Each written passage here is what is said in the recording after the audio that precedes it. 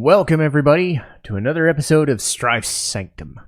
My name is Citizen Strife, and imagine my surprise this morning when I'm trying to load the fucking podcast for the Konosuba spin-off to Spotify just for their fucking interface to tell me, where's your add episode thing? Where is it? So I spend 20 minutes trying to figure out where the fuck that is, and it doesn't work. And it says, hey, you could add a new podcast.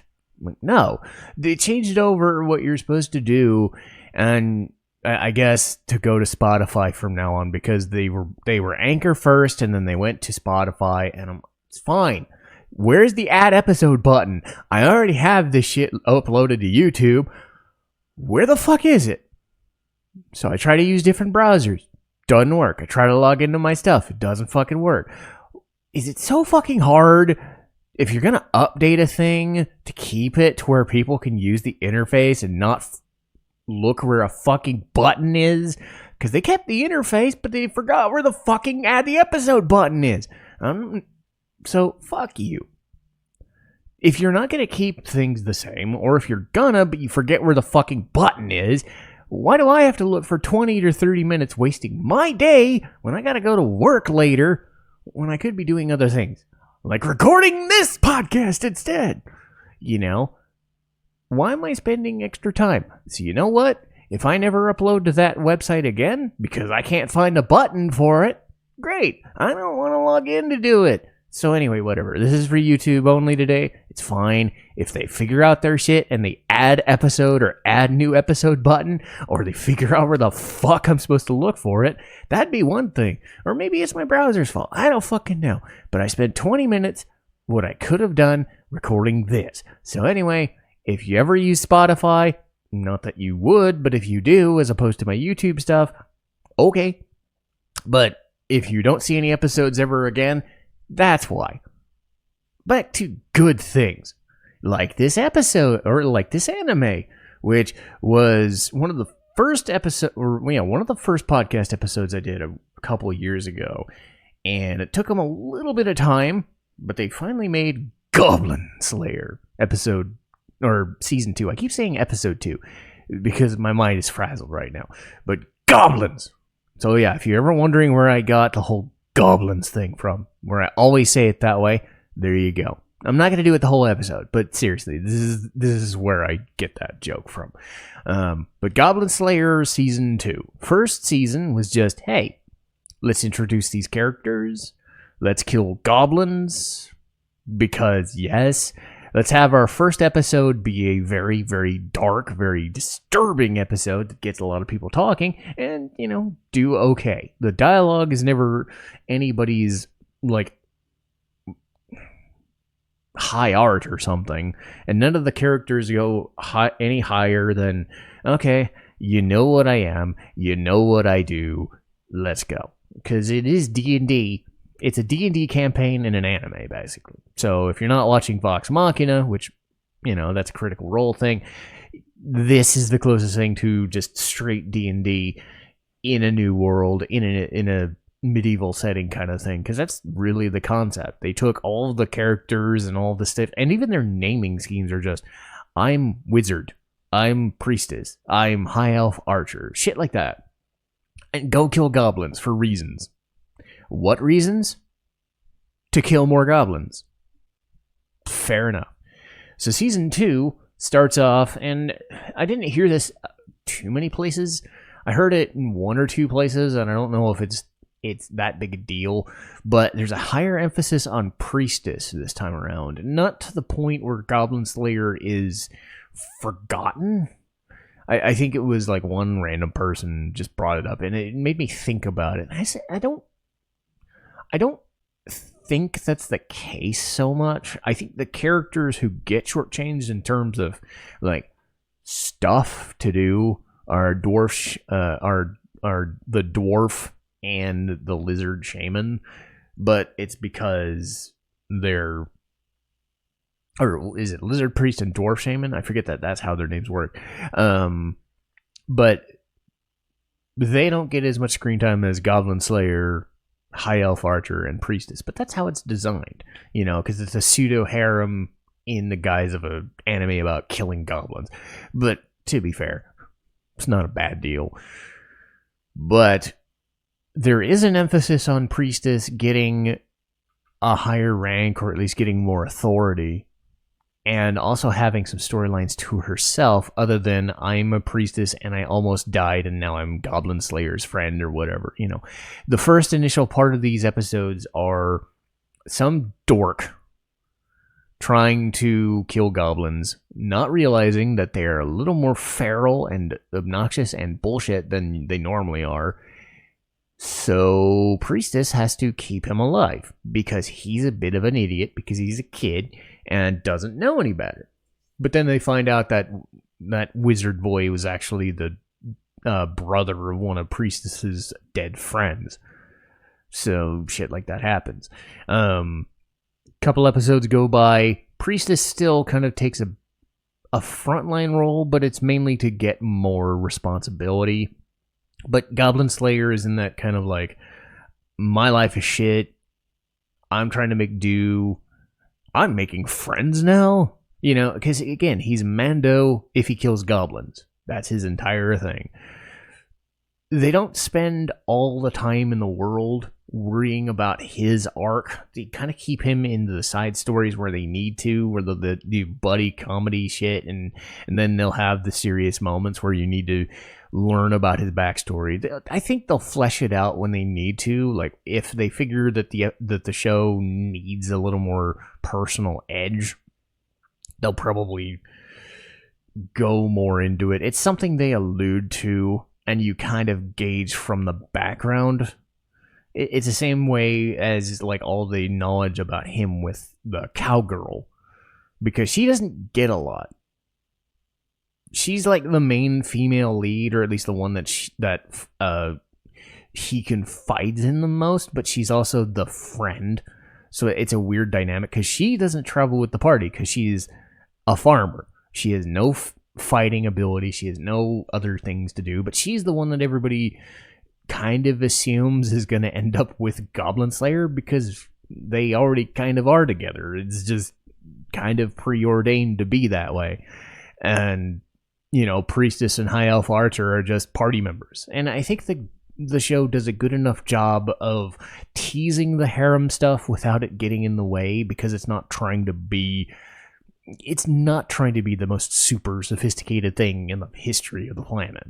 You've got stuff like Apothecary and Frieren and whatever for that, as far as new shows, you know, if you want to be super, super good. Because sometimes you just need that, I'm watching something for fun, it works good, and it's fine. You get the secondary storyline in this season is going to a wedding, and that's kind of cool because High Elf Archer gets a little bit of dialogue with other people, and you get to see the whole elven culture thing, because I think every show, and I'm going to bring Frieren up because of this, every show focuses on the character races and the character knowledges and the character stories differently.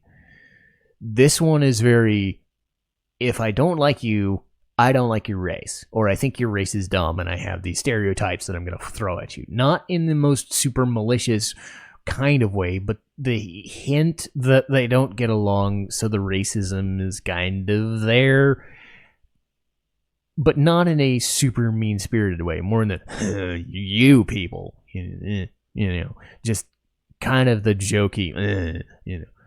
If they wanted to do that, they would, because again, this show is about killing goblins. So, seeing Archer in her native land is kind of neat because she's traveling and they are not. And she ends up protecting them, and it keeps on going, and it's kind of, you know, you see these like underwater battles and raft battles, and the biggest thing that I think Goblin Slayer does is the tactics involved with doing fights, especially when it's not against goblins. Because in the first season, there was a bunch of trolls.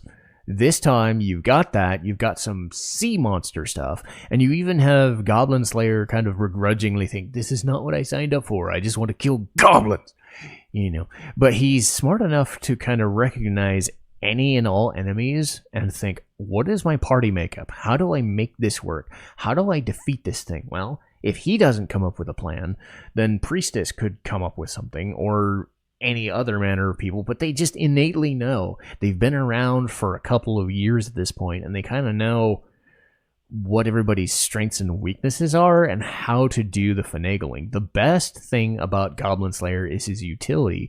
He knows where to use environment or items or potions or other manner of bullshit to do damage, and it works because he's able to survive. Never is it kind of... They jokingly kind of make it where, oh, we can handle this, no problem, and then they realize that there's a harder fight going on. They're kind of like, oh, yeah, this could kind of suck. So how do we do this? Especially near the ends of episodes, near the end of the season. And the final arc is about a weird summoning ritual trying to create a devil or something weird like that. And then somebody gets kidnapped, somebody important that Priestess knew. Her stuff gets kidnapped because the girl is an idiot and thinks, I can go on an adventure. It's no big deal. Yeah, it is. Yeah, I'm probably going to die. This is dumb. But one of the weirder things about Goblin Slayer, and I don't know why they do this, but it's more pronounced in this season, where a secondary group of adventurers starts an episode or ends an episode for like a minute before the actual intro starts and you get to the Goblin Slayer's party, where they're fighting higher end monsters. There's like a group of 3 girls, a fighter, a mage, and then a rogue or something, and they're fighting their own battle, which apparently is fighting the demon lord of the show or whatever. And it's way higher level than the Goblin Slayer stuff, way higher importance, and you start seeing these machinations. You don't know what that means, and you don't know if that means anything to the standard party, but it reinforces the idea that things are at least happening alongside them, because that wasn't really a thing in the first season. They didn't really give you outside stuff. They would show the people in the bar, or they would introduce the characters doing stuff on the side, like a paladin and their boyfriend or something or whatever, but they wouldn't go out of their way to shift the focus to these characters. And I don't even know if they get names. They just show up at the midway point or the beginning of episodes each time, and you get like a minute with them, and then it's right back to the main story. No, excuse me, I just had breakfast. So I will give Goblin Slayer some credit. I don't know if the quality of the show has changed all that much, and the tone hasn't changed all that much. So you kind of know what you're in for. It's not reinventing the wheel, but it is adding some different things. So would I recommend continuing with Goblin Slayer? Yes, I would. It's not high art. It's meant to be kind of dopey and kind of dingy and just kind of perverse on occasion, with some stupid harem elements here and there, because every show has to have a harem element here and there. But they throw in a few interesting things to at least expand the world a bit more. And while not every character is going to get all the screen time, they still manage to find a few things here and there that are going to be beneficial to the group going forward. But it's one of those shows where you can put on... I did it weekly and I enjoyed it. I think you can binge it and just kind of work your way through it and not like obsess over it. Like, oh my god, I gotta see the next one. It's solid. It's a solid experience. It's not going to try and insult your intelligence. It's going to do good things. But that'll do for this week. And sorry about the preamble with the podcasting fuck-ups and whatever, because I'm doing this for YouTube more than I am doing it for Spotify. So if Spotify is going to be stupid and I can't upload there, then I don't give a shit. I'm not going to keep looking for things. I am the very simple person. Show me how to do a thing. Make sure it works. Don't change it. I like pressing buttons and making things work. Making anything hidden or complicated or updating things is dumb. Anyway, what do we got in the docket? We've got Like a Dragon, Infinite Wealth. Hooray, I really like that. Speed Grapher. The second ever Mega Month with Mega Man 2, Mega Man 3, Mega Man X3, and Mega Man 0. And then a couple of anime, the ones I mentioned earlier, the Apothecary Diaries, Season 1, and Frieren, Beyond Journey's End. Now, I don't know if Frieren's going to get a second season. I don't know how they end it. I'm about 10 episodes away from finishing it, but I will say that Apothecary and Frieren are damn good. So I am happy to talk about both of them. So I'll start with Apothecary first, and then go to Frieren later. So there we go. Anyway, that'll do for today's episode, and I'll see you guys next time. Citizen Strife, signing off.